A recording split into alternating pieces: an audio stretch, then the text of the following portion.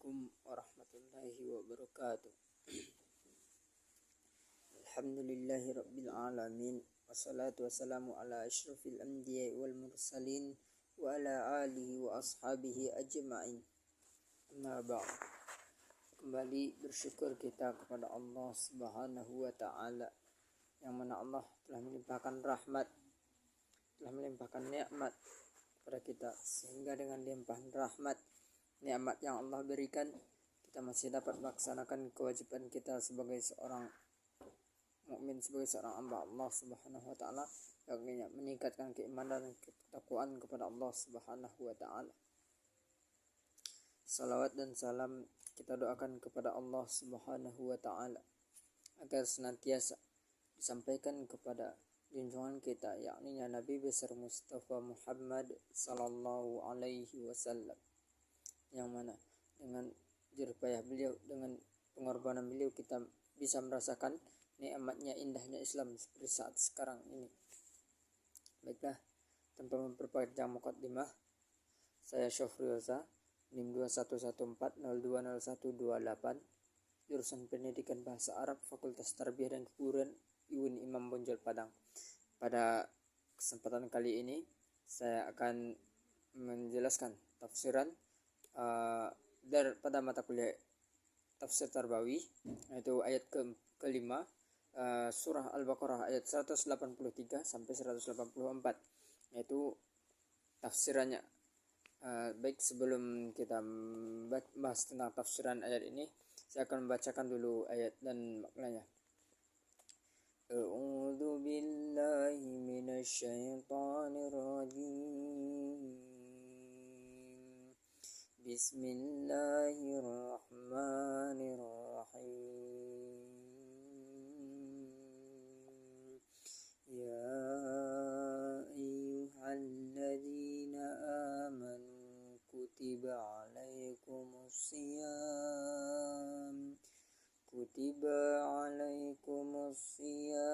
kama kutiba alal ladzina min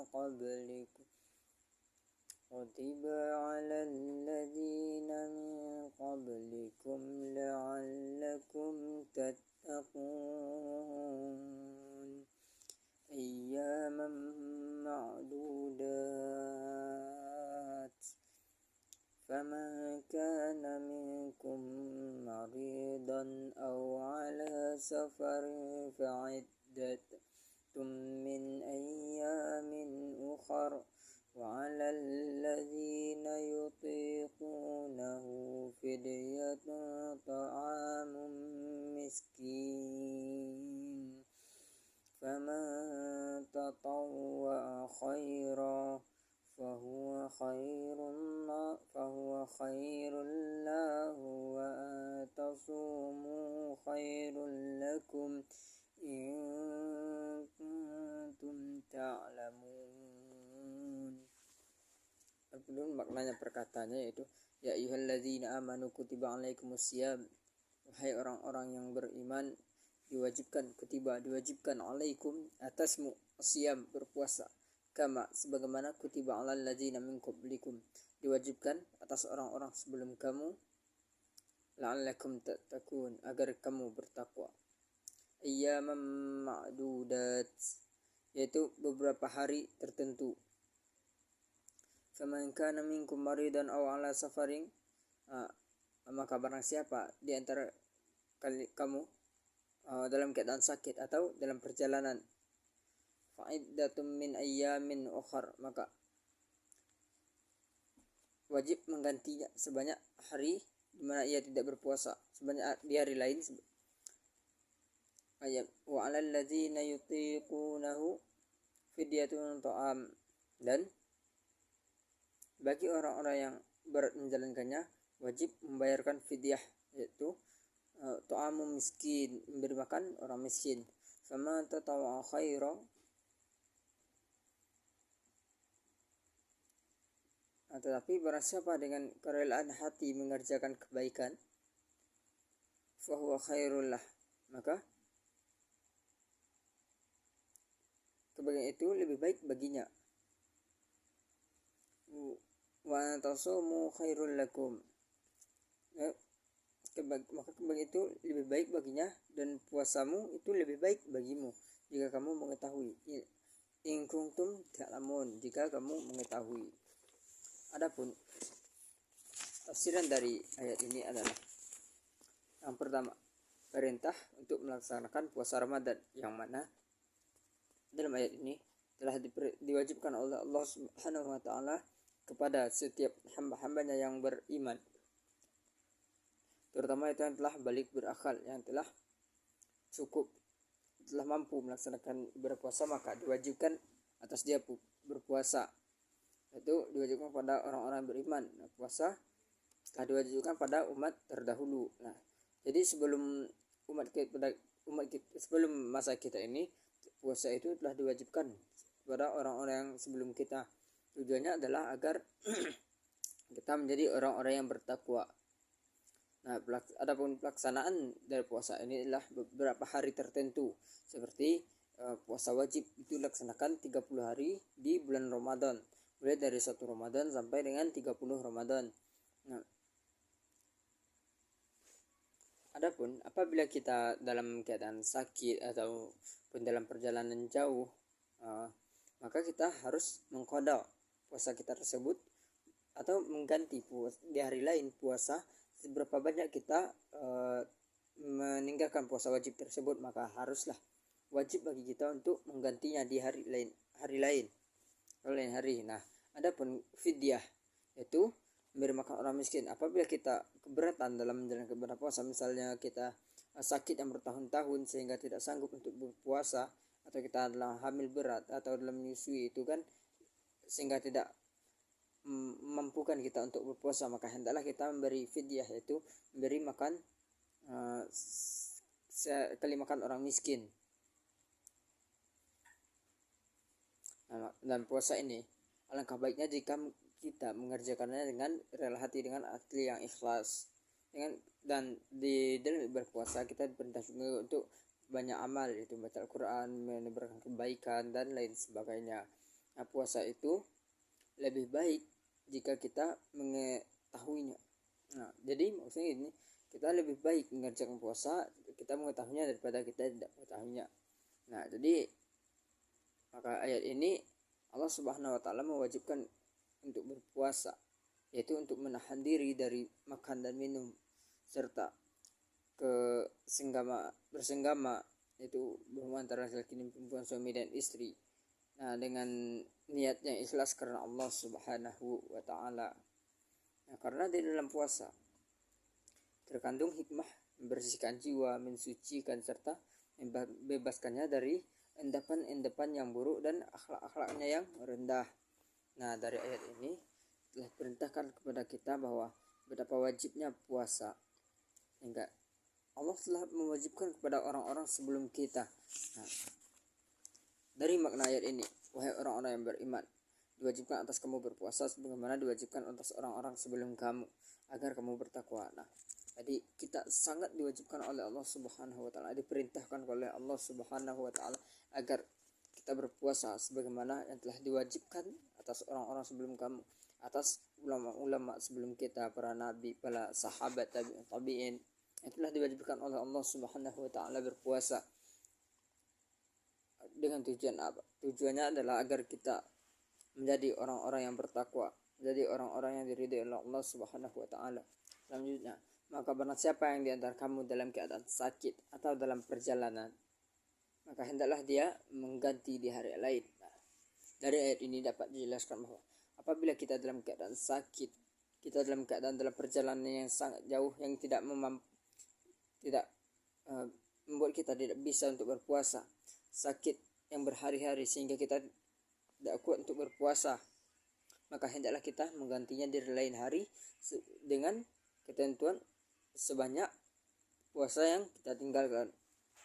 Maka jadi tidak ada alasan bagi kita, terutama kita kaum laki-laki, kaum muslim, tidak ada alasan bagi kita untuk tidak berpuasa, bagi ketika kita telah balik, kita telah cukup umur, kita telah mampu melaksanakannya. Dan bagi orang yang berat menjalankannya, maka wajib bagi dia membayar fidyah. Maksud dari berat menjalankan ini ialah apabila kita telah tua, telah lansia, sudah tidak sanggup lagi untuk berpuasa, kita dalam keadaan melahirkan, menyusui, dan sakit yang bertahun-tahun sehingga tidak mampu kita untuk berpuasa, maka kita harus membayarkan fidyah. Fidyah di sini maksudnya adalah memberi makan orang-orang miskin. Apabila kita tidak sanggup puasa 1 hari, maka kita harus memberi makan 1 hari orang miskin. Nah, begitu pun selanjutnya. Barang siapa dengan senang hati melaksanakan kebaikan, maka itu lebih baik bagi dirinya. Jadi di sini apabila kita mengerjakan sesuatu kebaikan dengan hati yang ikhlas, dengan hati tulus mengharap ridha Allah Subhanahu wa taala, maka itu jauh lebih baik untuk diri kita, dan puasamu itu lebih baik bagimu jika kamu mengetahui. Nah, apabila kita puasa dengan hati yang ikhlas dan tulus dengan niat hanya kepada Allah Subhanahu wa taala, maka itu lebih baik, sangat manfaat yang baik bagi kita semua, itu untuk menyucikan diri kita, membersihkan jiwa kita. Nah, jadi adapun apa hubungan antara ayat ini dengan pendidikan? Ayat ini mengajarkan kepada kita tentang pendidikan ibadah, yaitu salah satunya adalah berpuasa. Bagaimana kita berpuasa, bagaimana cara-cara kita berpuasa, apa yang harus kita lakukan ketika kita dalam berpuasa, ibadah apa yang harus selalu mengiringi ketika kita berpuasa, apa status hukum ketika kita tidak berpuasa, bagaimana hukumnya jika kita meninggalkan puasa lalu kita tidak menggantinya lain hari, atau kita tidak memberi fidyah, bagaimana sejarah dan tujuan puasa itu, sehingga diwajibkan bagi kita sebagai seorang kaum orang-orang yang beriman, diwajibkan bagi kita berpuasa. Nah, jadi dari ayat ini telah Allah perintahkan kepada kita, kepada orang-orang mukmin, untuk selalu berpuasa, terutama itu puasa wajib. Kita diwajibkan kutiba alaikumusiyam, diwajibkan atas kamu berpuasa, kama kutiba alal ladzina min qablikum, sebagaimana telah diwajibkan atas orang-orang sebelum kamu, la'allakum tattaqun, agar kamu bertakwa.